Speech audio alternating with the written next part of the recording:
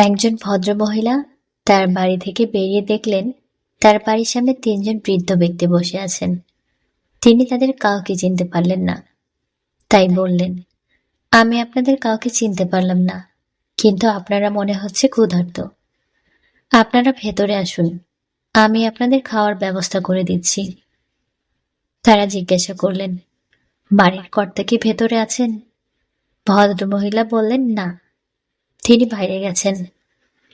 তারা বলল, তাহলে আমরা আসতে পারবো না। বেলা গড়িয়ে সন্ধ্যা, তখনও তিনজন বৃদ্ধ ব্যক্তি সেখানেই বসে আছেন। সন্ধ্যায় যখন বাড়ির কর্তা ঘরে ফিরে সব শুনলেন, তখন তিনি বললেন, যাও, তাদের বলো যে আমি ফিরেছি এবং তাদের ঘরে আসার জন্য অভ্যর্থনা জানাচ্ছি। ভদ্রমহিলা বাইরে গেলেন এবং তাদের ভেতরে আসতে বললেন, কিন্তু তারা বলল, আমরা এভাবে তো যেতে পারি না। ভদ্রমহিলা জিজ্ঞাসা করলেন, কিন্তু কেন? আবার কি সমস্যা? বৃদ্ধ লোকদের মধ্যে একজন বললেন, আমাদের মধ্যে একজনের নাম সম্পদ। আরেকজনের দিকে নির্দেশ করে বললেন, তার নাম সাফল্য এবং আমি ভালোবাসা। এখন আপনি ভেতরে গিয়ে সিদ্ধান্ত নিন, আমাদের কাকে আপনি ভেতরে ঢুকতে দেবেন। ভদ্রমহিলা যখন ভেতরে গিয়ে সব খুলে বললেন, তখন তার স্বামী অত্যন্ত খুশি হয়ে গেলেন এবং বললেন, অসাধারণ, চলো আমরা সম্পদকে ডাকি, তাহলে আমরা ধনী হয়ে যাব।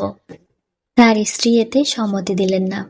তিনি বললেন, না, আমার মনে হয় আমাদের সাফল্যকেই ডাকা উচিত। তাদের মেয়ে ঘরের অন্য প্রান্তে বসে সব শুনছিল।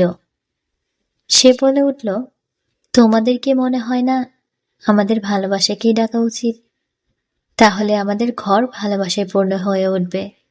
লোকটি বলল, ঠিক আছে, আমরা তাহলে আমাদের মেয়ের কথাই শুনব। তুমি বাইরে যাও এবং ভালোবাসাকে আমাদের অতিথি হিসেবে ডেকে নিয়ে আসো।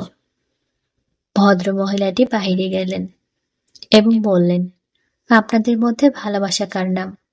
অনুগ্রহ করে তিনি ভেতরে আসুন।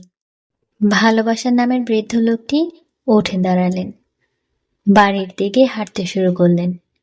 বাকি দুজনে উঠে দাঁড়ালেন এবং তাকে অনুসরণ করতে লাগলেন।